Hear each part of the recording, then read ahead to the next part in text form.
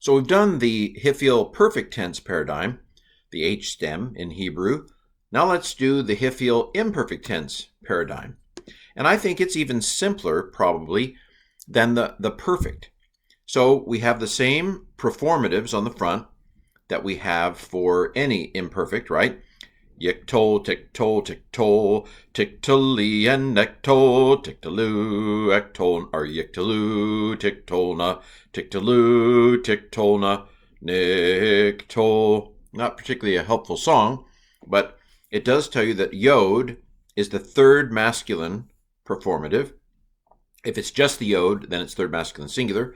If it's the yod with the sharuk at the end, then it's third masculine plural. If you take the yod and you replace it with a tav, a tiktol in the G or call imperfect, then tav, as you can see, is either a sign of the third feminine singular, the third feminine plural, or the second person especially. And sorry, there should be a dagesh there. Let me fix that real quick.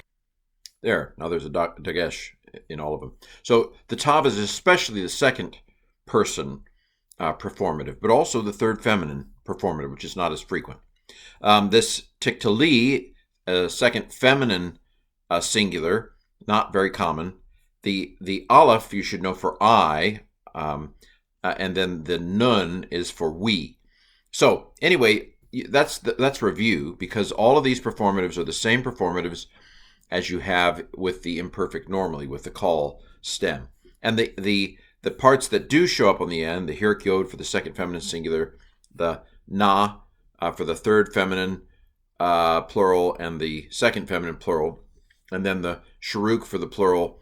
In these cases, all of that is normal. The aleph, the nun, normal imperfect stuff. So the H imperfect is the causative stem.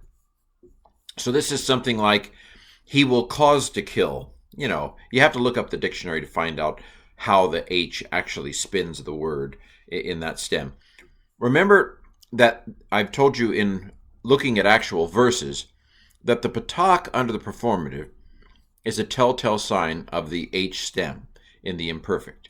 So you notice how every one of these forms in the paradigm has a patak under the performative.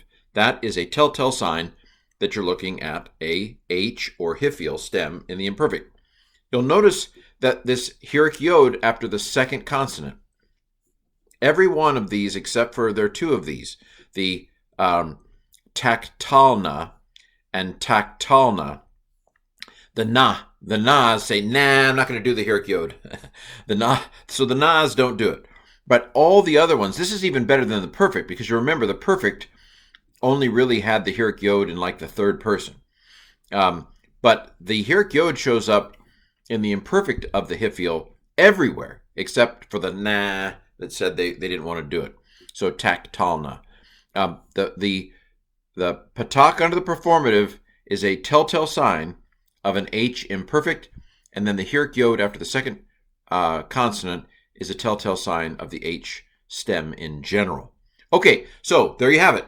Yaktil, taktil, taktil, taktili, ektil, yaktilu, taktalna, taktilu, taktalna, naktil. Okay, so I don't have a song for that.